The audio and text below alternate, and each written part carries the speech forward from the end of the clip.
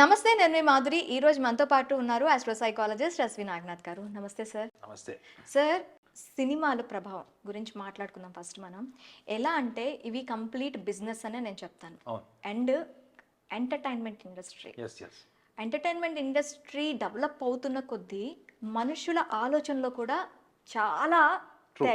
తేడాలు అనేవి యెస్. కనిపిస్తూ యెస్. ఉన్నాయి. యెస్. యెస్. మనకి ఆ మూవీ ఏదైనా రిలీజ్ అయింది అనుకోండి, అందులో ఉండే మేనరిజమ్స్ కానీ, వాళ్ళు వేసుకునే డ్రెస్సెస్ కానీ, వాళ్ళ Lifestyle. హెయిర్ స్టైల్స్ కానీ, Lifestyle. లేదు అంటే ఆ హీరోయిన్ ఏ చీర కట్టుకుంది, మనకి షాప్స్లో కూడా పలానా సినిమాలో నయనతార కట్టుకున్న చీర, పలానా సినిమాలో జ్యోతిక కట్టుకున్న చీర, పలానా సినిమాలో రష్మిక కట్టుకున్న చీర Yes. అని చెప్పి కంప్లీట్గా వాళ్ళు ఇన్ఫ్లుయెన్స్ చేసి, పోనీ కట్టుకున్న వాళ్ళు ఎలా ఉంటారు, వాళ్ళని వాళ్ళు అలానే ఫీల్ అవుతూ ఉంటారు. Yes, yes. నేను నయనతార అనో, లేకపోతే రష్మిక అనో, లేకపోతే ఇంకా ఇలా ఫీల్ అవుతూ ఉన్న క్రమంలో ఈ వీళ్ళ దగ్గరికి ఎవరైనా వచ్చారనుకోండి, వచ్చి నువ్వు ఇలా ఉన్నావు అంటే ఇప్పుడు వాళ్ళు ఎలా ఫీల్ అయ్యారో, ఏ సేమ్ ఆ చీరే కదా, ఏ నువ్వు అట్లనే కనిపిస్తున్నావు అని అనగానే వీళ్ళ పీక్స్ ఇంకా మనకి చంద్రముఖిలో జ్యోతిక కనిపిస్తూ ఉంటుందన్నమాట.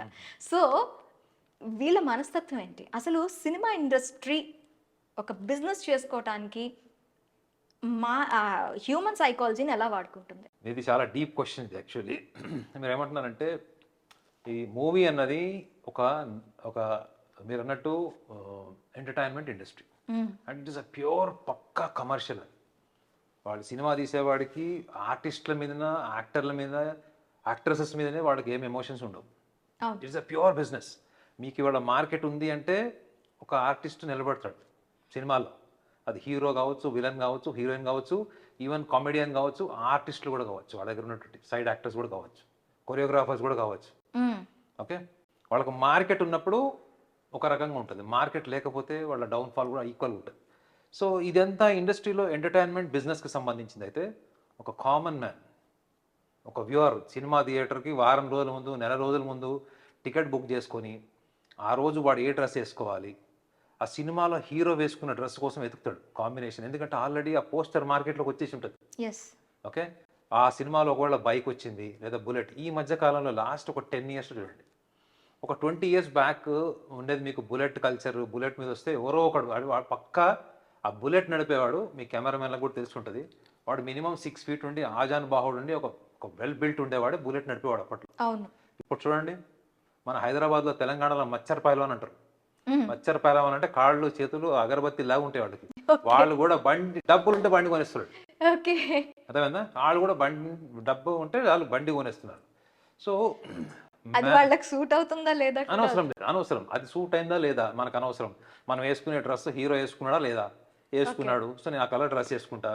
ఈవెన్ మీకు గార్మెంట్ ఇండస్ట్రీ ప్రమోట్ చేసేది కూడా అదే, ఓకే. సినిమాలతో పాటు. మీకు త్రిబుల్ ఆర్లో చూడండి, త్రిబుల్ ఆర్లో వాళ్ళు హీరో కానీ డైరెక్టర్ కానీ వాళ్ళు ఆ మూవీ ప్రమోషన్కి వచ్చినప్పుడల్లా వాళ్ళు వేసుకున్న బట్టల మీద వాళ్ళ లోగో ఉంది, అవును. త్రిబుల్ ఆర్ లోగో ఉంది. సో అది అది మార్కెటింగ్, అది అది తప్పులేదు. కానీ మీరు ఒక ఆడియన్ అయ్యండి, ఒక నాన్ పార్టిసిపేషన్ ఎంటర్టైన్మెంట్ థియేటర్లో స్క్రీన్ మీద అక్కడ ఏం ఉండదండి, ఎక్సెప్ట్ ప్రొజెక్టర్ లైట్ తప్ప అక్కడ ఏం ఉండదు. కానీ ఎన్ని రకాల భావోద్వేగాలకు మీరు మారిపోతారు అక్కడ.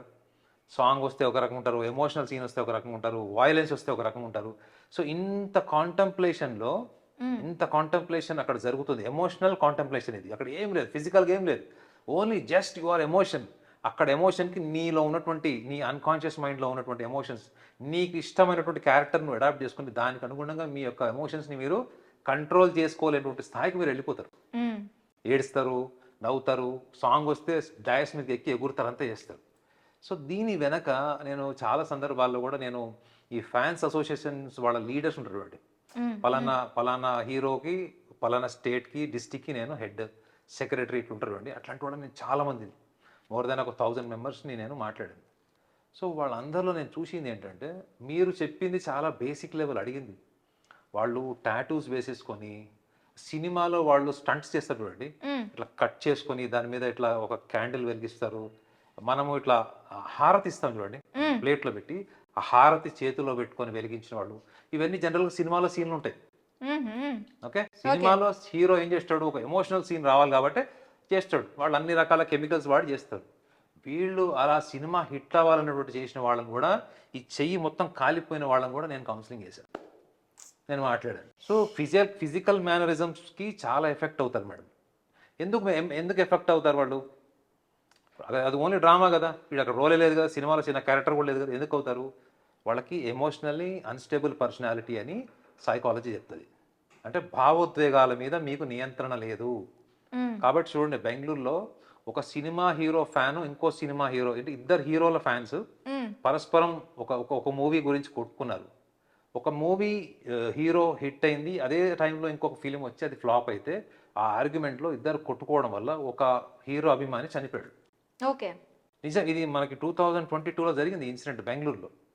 సో ఈ హీరో చనిపోయిన అభిమాని ఎవరైతే ఉన్నాడో ఆ హీరో వెళ్ళి వాళ్ళ తల్లిదండ్రులు కూడా పలకరించాడు, ఒక్కడే కొడుకు. చూడండి ఏ స్థాయికి ప్రభావితమైంది ఫ్యానిజం. సో మీరు ఈ entertainment based, non participation entertainment based ఏదైతే ఈ వ్యూవర్స్ ఉన్నటువంటి వీళ్ళ పర్సనాలిటీస్ చాలా విచ్ఛిన్నం అయిపోతాయి. బాహుబలి సినిమా వచ్చినప్పుడు ఒకసారి ఫేస్బుక్లో నేను ఒక పోస్ట్ చూశాను. అంటే 5 కిలోమీటర్లు నార్త్ ఇండియాలో ఒక చోట 5 కిలోమీటర్లు లైన్లో ఉన్నారు టికెట్ కోసం. అప్పుడు ఎందుకు అది 1 వీక్ అడ్వాన్స్ బుకింగ్ ఏదో నడుస్తుంది అక్కడ. 1 వీక్ కోసం? 1 వీక్ అడ్వాన్స్ బుకింగ్ ఆ థియేటర్లో నడుస్తుంది. అంటే next coming 1 week booking tickets ఇస్తున్నాడు వాడు. ఓకే. ఫర్ ఎగ్జాంపుల్ మండే అనుకోండి, Monday to coming Monday. So 5 కిలోమీటర్ల డిస్టెన్స్ వరకు నుంచొని ఉన్నారు లైన్లో టికెట్ల కోసం. 1 వీక్ కి సంబంధించిన టికెట్స్ కోసం వీళ్ళు లైన్లో లైన్ నుంచున్నారు. వర్షం పడుతుంది, కొంతమంది గొడుగులో ఉన్నారు, కొంతమంది తడుస్తున్నారు. ఒక అతను ఫోటో తీసి దాన్ని ఫేస్బుక్లో ఏమని పెట్టాడంటే, అబ్దుల్ కలాం కలలు కన్న యువత ఇదే అని పెట్టాడు. ఇదే అబ్దుల్ కలాం కలలు కన్న యువత అని పెట్టాడు. అది నిజంగా ఎంత హార్ట్ టచింగ్ చెప్పండి. ఇప్పుడు ఈ 7 రోజులు వీళ్ళు ముందర శ్రమపడి ఆ సినిమా టికెట్స్ కోసం చూపించినట్టు శ్రద్ధ, తమిళనాడు నుంచి మన తెలంగాణ స్టేట్కి వచ్చి ఒక లాడ్జ్లో రూమ్ తీసుకొని సినిమా ఆ పిల్లవాడు ఇంజనీరింగ్లో ఒక సెమిస్టర్ ఏదో ఉంది, ఆ సెమిస్టర్ కూడా వదిలేసి వచ్చి ఇక్కడ లాడ్జ్లో రూమ్ తీసుకొని టికెట్ బుక్ చేసుకొని ఇక్కడ ఫస్ట్ డే మార్నింగ్ షో చూశాడు.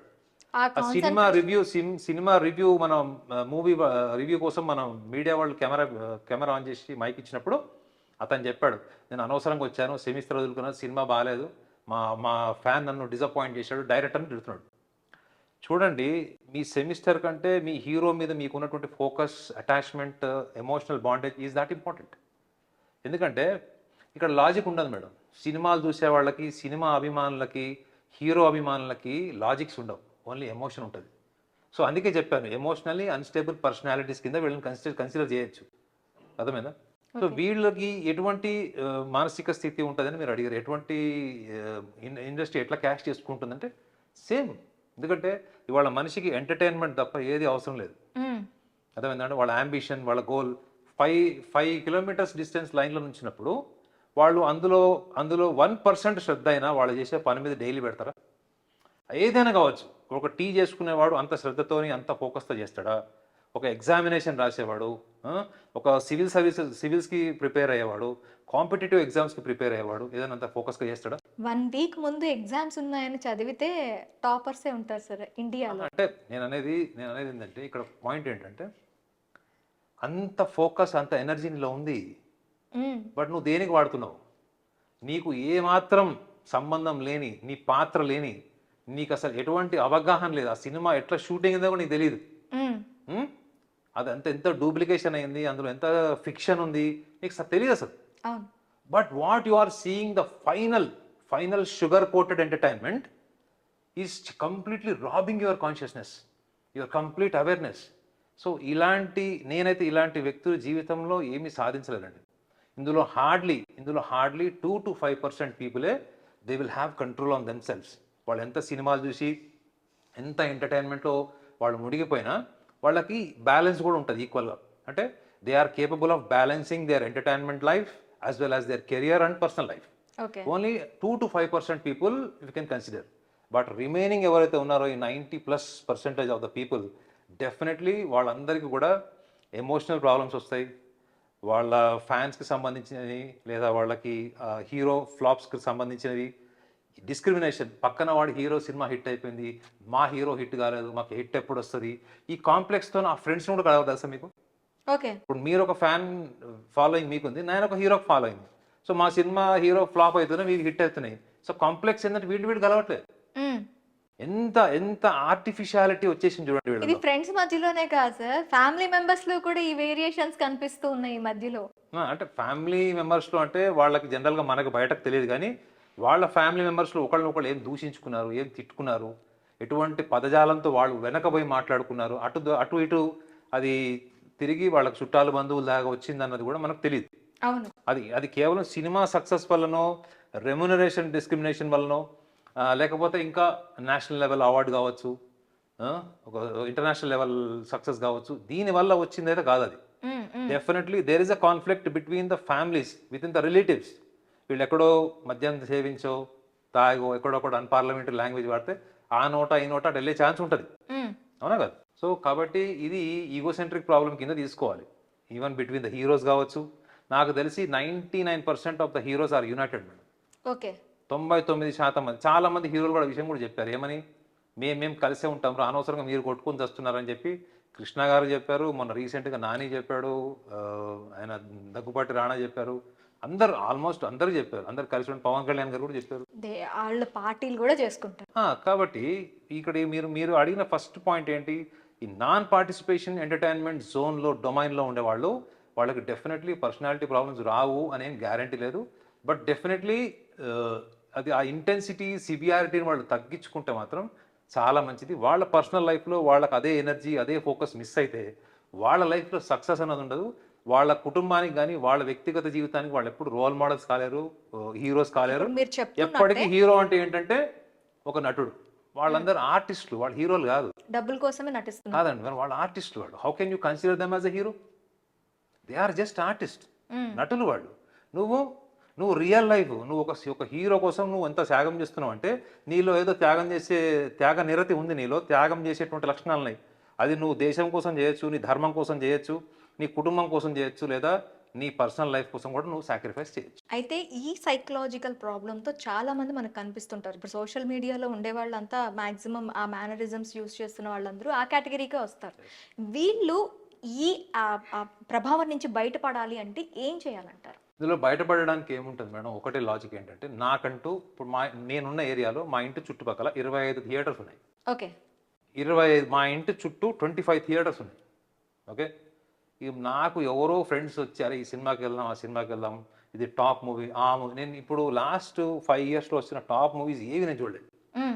ఏది మీరు you take the name of any best movie, national award movie, Oscar movie ఏదైనా చెప్పండి, నేను చూడలేదు. ఓకే. ఎందుకు చూడలేదు? ఎప్పుడన్నా ఎంటర్టైన్మెంట్కి ఛాన్స్ ఉంటే మనకి ఇంట్లో ఓటీటీలో ఉంది. ఎప్పుడైనా ఫ్రెండ్స్ అందరూ వచ్చి లేదు అక్కడ పోదాం, ఇక్కడ సినిమాకి వెళ్దామంటే ఫ్రెండ్స్తో కలిసి వెళ్తాం. బట్ 24 అవర్స్ మీకు ఏం పని ఉంటుంది? మీకంటూ ఒక అంబిషన్ ఉంది, మీకంటూ ఒక గోల్ ఉంది. దానికి మీరు టైం స్పెండ్ చేయలేదనుకోండి, మీ లైఫే ఒక ఎంటర్టైన్మెంట్ అయిపోతుంది. Your life becomes an entertainment. Entertainment మీకోసం అయితే మంచిది, మీరు ఇంకొకళ్ళకి ఎంటర్టైన్మెంట్ అవుతారు. You got my point? Okay. మన మీద అవతలోడు కామెడీ సెటైర్ లేస్తున్నాడంటే అర్థం ఏంటి? మనం ఎక్కడో అక్కడ చేయాల్సింది చెయ్యట్లేదు కానీ చెప్పుకుంటున్నాం. ఓకే. ఆ హీరోలంతా చెప్పుకుంటారు అట్లా, వాడు ఏం చేయాలో థియేటర్లో చేస్తారు, వాళ్ళ మూవీ థియేటర్స్ చేస్తారు, స్క్రీన్ మీద చేసి చూపిస్తారు వాళ్ళు. ఓకే.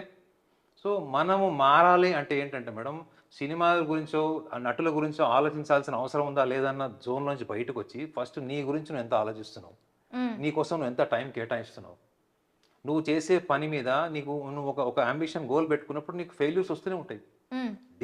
డిలే అవుతుంది, పోస్ట్ పోన్ అవుతుంటుంది. ఎందుకు అవ్వట్లేదు? దాంట్లో ఉన్నటువంటి నువ్వు సరిదిద్దుకోవాల్సినటువంటి విషయాలు ఏంటి, నువ్వు చేయాల్సింది ఏంటి, అసలు నువ్వు ఏం చేయట్లేదు.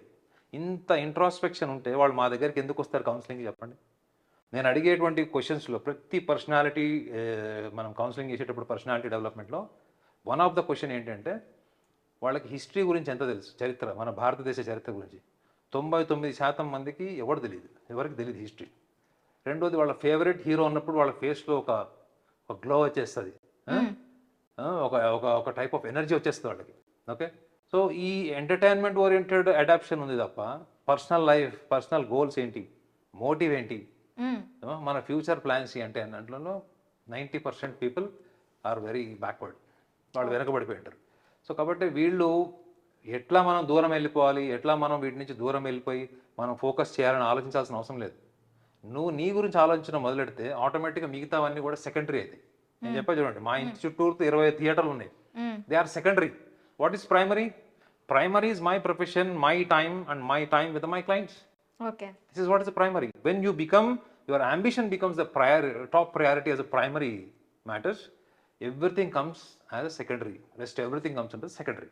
ఈ మైండ్ సెట్కి ఇంకా యూత్ వస్తే మాత్రం వాళ్ళ కుటుంబంలో, వాళ్ళ రాష్ట్రంలో, వాళ్ళ ఉన్న ప్లేస్లో, వాళ్ళ దేశానికి వాళ్ళే హీరోలు అవుతారు. Okay. Okay sir. Thank you very much.